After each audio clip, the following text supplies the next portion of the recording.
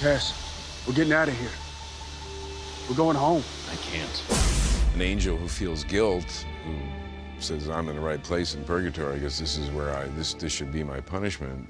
There's a lot you can do with that character. Dave! You know, it's just one piece of the proof that this character that started out as very much a warrior angel who rescues Dean from hell had a certain richness.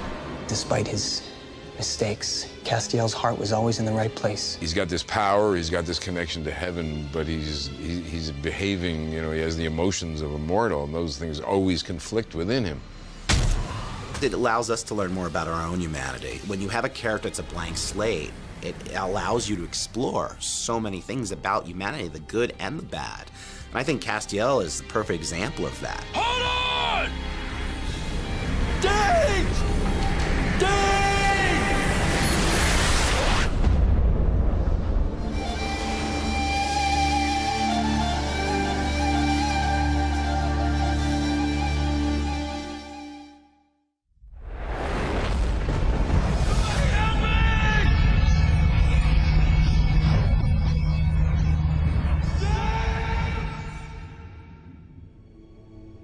Well, I think one of the first very important jobs that had to get done was Dean had to get out of hell, which is a big problem. We toyed with the idea of there being a kind of a quest or a large sort of series of events that took place for Dean to get out of hell, and it really came down to, we knew it was going to happen, so why not have it just happen? You start in the writer's room talking about what types of things could actually pull Dean from hell, and knowing that we wanted to start getting into these ideas of angels and heaven and everything. At its root, it was just very smart that this divine thing pulled him out. And then he's sort of pursued by this sort of what seems like a sinister, unseen force. That was the entity, Castiel, without a vessel, trying to make contact with Dean.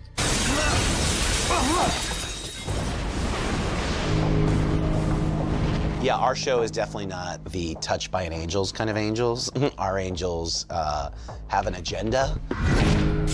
These are, not little cherubs sitting on your shoulder, and they weren't Clarence from, It's a Wonderful Life. These are people who are warriors. They're there to, at least at the very beginning, they're there to enforce what they believe is the will of God. I thought angels were supposed to be guardians.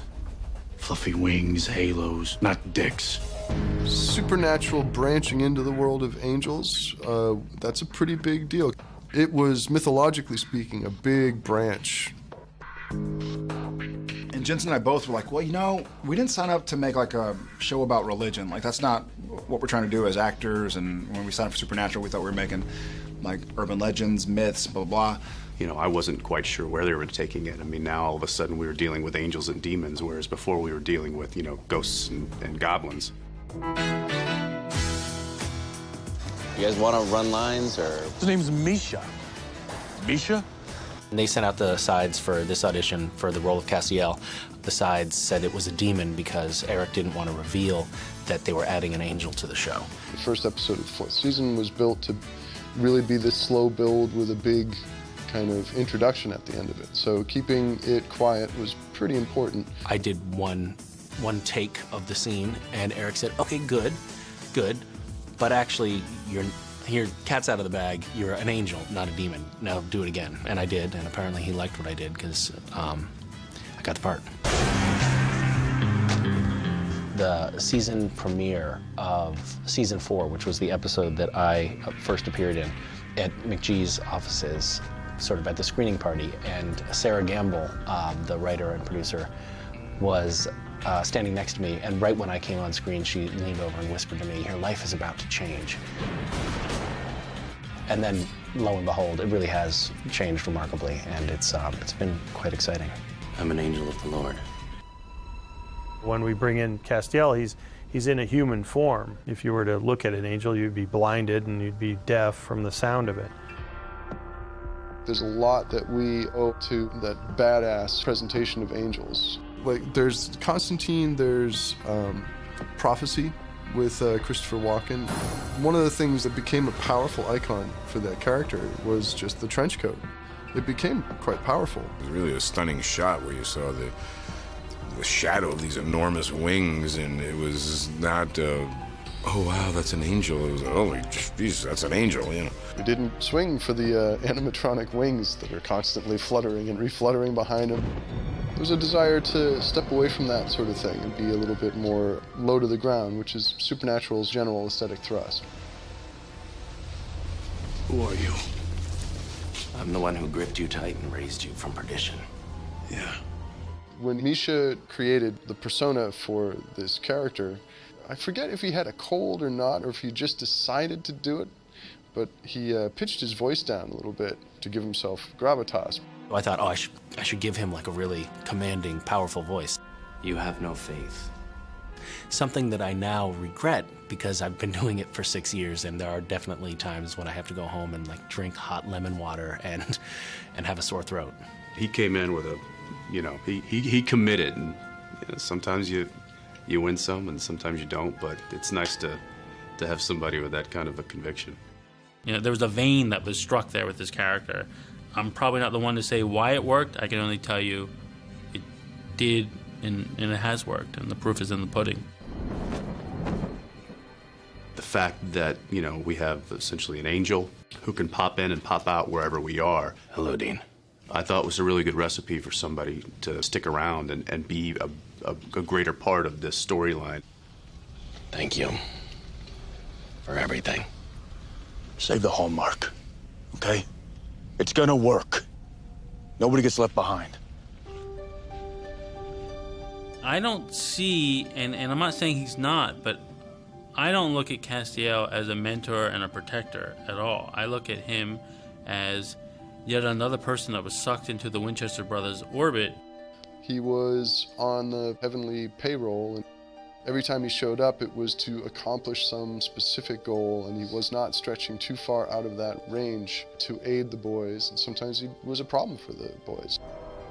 He sometimes gets lost along the way in what he thinks is right in protecting the boys, and does things that, at the end of the day, end up not helping. As an angel, his understanding of human emotions was something that was like naive, even though he had watched humans for so long. His motives generally are right, but you know, he makes mistakes because he doesn't quite understand everything.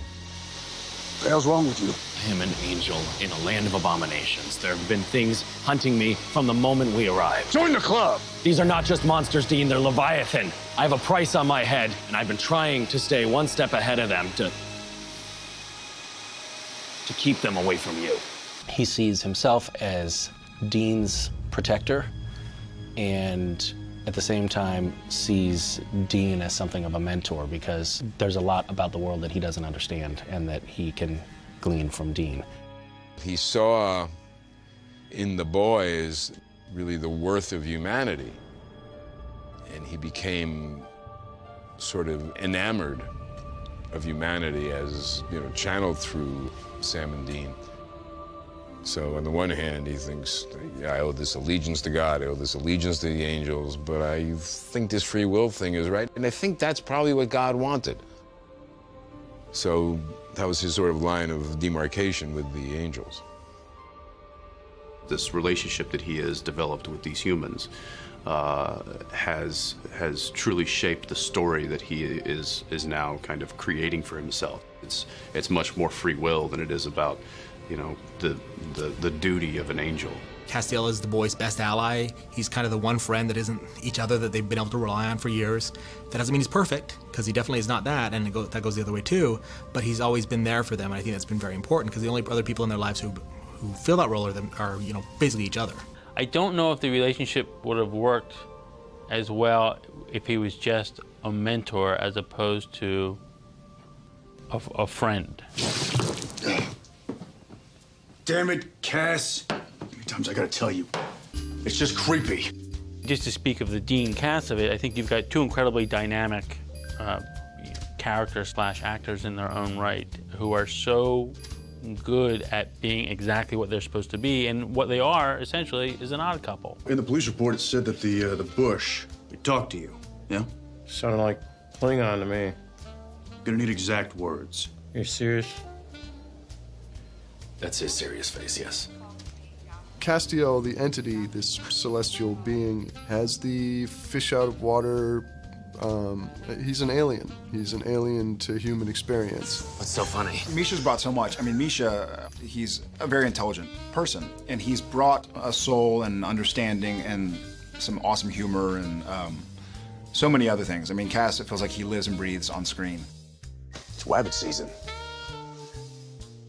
I don't think you pronounced that correctly. Misha plays it so straight. He's like Starman. He's just this guy that you think he looks human, but his cadence, his rhythm, his timing on things is off. There's huge funny pieces that happen with him and the guys. I'm gonna become a hunter. Because he says something that's totally straight, it comes off as really, really funny. Really? Yeah. I could be your third wheel. You know that's not a good thing, right? Of course it is. A third wheel adds extra grip, greater stability. Everything from the way he plays them where, you know, and it allows us to write great jokes where he doesn't always get what's being said, you know, and always, you know, takes things very literally. She's right, you know. The whole heart jumping out of the guy's chest, the delayed fall, that's straight up Bugs Bunny. So we're looking for some sort of insect-rabbit hybrid? How do we kill it? The fact that he has really committed to that character, I think made it really, really unique and interesting for the storyline. I've almost cracked him. Now. Hey, I'm not through with you. Dumbass. Misha really played that in a lot of different ways. I mean, there's been a lot of different incarnations of Castiel because he's gone through so much. I'm gonna go really geeky on you guys right now. You know, he's our Data from Star Trek Next Generation. You know, he is our character that allows us to explore humanity. He's an angel who loves humans. And so I think what you're getting to see in him and what makes him such a great character is he's a reflection of us. Why did you kill your husband? Agent Stills. Please forgive my partner. He's going through some stuff. It's his unformedness, in a way, as an angel that allows him to make the decisions he makes during the course of the story. He had what Dean and Sam later described as a moral lapse. Speak plain. I want to discuss a simple business transaction, that's all. I want to make a deal. With me. One of the biggest problems with the character is that he's too powerful. And you don't want an ally for Sam and Dean who can solve all of their problems with a snap of his fingers. So one of the things that they've been doing with Castiel over the last several years is finding ways to impede his power. He becomes kind of an enemy by being God, or he goes insane. There's all these different layers that they have used to incapacitate him in some way. When we first met Castiel, he was very much the good little soldier. Over time, his exposure to Sam and Dean has made him much more human. It has given him, you know, questions to wrestle with, like, do I have free will? Do we all have free will? Questions that a good little soldier doesn't normally wrestle with. We intersect with each other because we have agenda that are similar. I'm talking about Raphael's head on a pike. I'm talking about happy endings for all of us with all possible entendres intended. Come on. Just a chat. Crowley was made in hell, Castiel was made in heaven, and both of them are rebelling to some degree. They've both kind of broken away from the home office. They're both kind of rebels in that way, and I think that's what really gave them a common ground. They're like, you know, we're rebels, you're a rebel, I'm a rebel, let's be rebels together. It's either this or the apocalypse all over again. Everything you've worked for, everything that Sam and Dean have worked for. Gone. I think there was always going to be some flaws in him. You know, power corrupts. So he got corrupted and he went the wrong way and it went horribly bad, you know, because he had all those souls in him. And he realized that it wasn't going to work. You know, that's the human part coming out, that he realizes that. Otherwise, he would have just kept going. For me, it's all balanced between the joy and the pain. I mean, it's an amazing push and pull. This is not how synergy works! They need each other. They're two sides of a very similar coin. Crowley is a big problem, and he just doesn't seem to be going away, unfortunately. I what to do about it. Tell me about Sam and Dean. The Prophet is being kept safe. The tablet has split in two, and the Winchesters are trying to recover the missing piece. Why am I telling you any of this? The introduction of Naomi adds a second twist to it, which is angels aren't just the goody-goody. I mean, we're getting a sense here that the stuff being done for the good of the garrison, shall we say, goes beyond what we thought angels were capable of doing. Let us put the tablet back where it should be. I need to protect it. When he realizes that he's been sort of a pawn in this game, again, he feels, I can't do anything right. It just, whatever I do in relation to the Winchesters, or whatever I do here on Earth, when I think I'm being helpful, here I'm being puppeted by this person. Cass is seen by Heaven as an agent of chaos, for good reason. Like, he ripped the place apart. He's instrumental in the downfall of these archangels. He's kind of crestfallen about this, and he feels the best thing for me to do is just, get the hell out of here, go underground, not be involved. The humanness part helps him correct himself in a way. There's this whole thing about heaven and the angels and how they're dysfunctional and just like humans in a way, only a different level of arguments and disagreements, and it's in disarray in heaven, and he doesn't want that anymore. Cass is starting to see the power of humanity through these brothers and what they're willing to do and what they're willing to sacrifice. And I think that's kind of the story that Supernatural's trying to tell. His ability to connect with a human, a naturally flawed, naturally imperfect, naturally given to the doubts and caprices of free will. There's something broken in Cass that resonates with whatever it is that is broken in humanity. Castiel! Castiel! There's a crack in Cass, I put forward. The crack through which amazing things come. That's why he keeps coming back. It has to be this way, in part because he was the one who was primed to lose it in the face of humanity's plight. He realizes the importance of the angel tablet, and his one last sort of thing of, I'm going to do the right thing, is I'm going to protect this tablet. They're getting closer. What's that, Chief? This is my last connection to God, really, and I have this tablet, and I'm going to, at all costs, hold it and keep it. I don't want the angels to have it. I don't want the Winchesters to have it. This is my last shot to make it right for me. Shut up.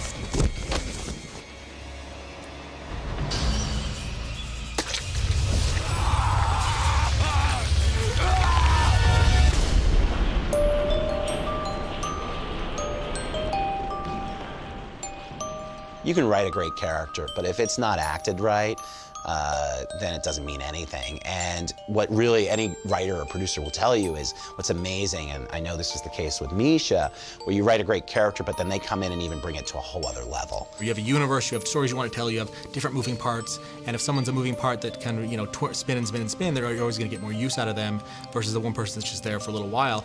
Sometimes you know that kind of early on, but more often it is something that is only apparent in hindsight. That's also something that has worked well for me. It's just gratifying and interesting to play something that is always changing and not to be sort of stuck in a rut. A character like any character, but especially a character like Castiel, who's grown so much, really is a collaboration between the writers, the directors, the production, and particularly the actor. Misha he's amazing as Cass, and I think this guy's gonna do okay. I think this is not the last we'll see of this Misha.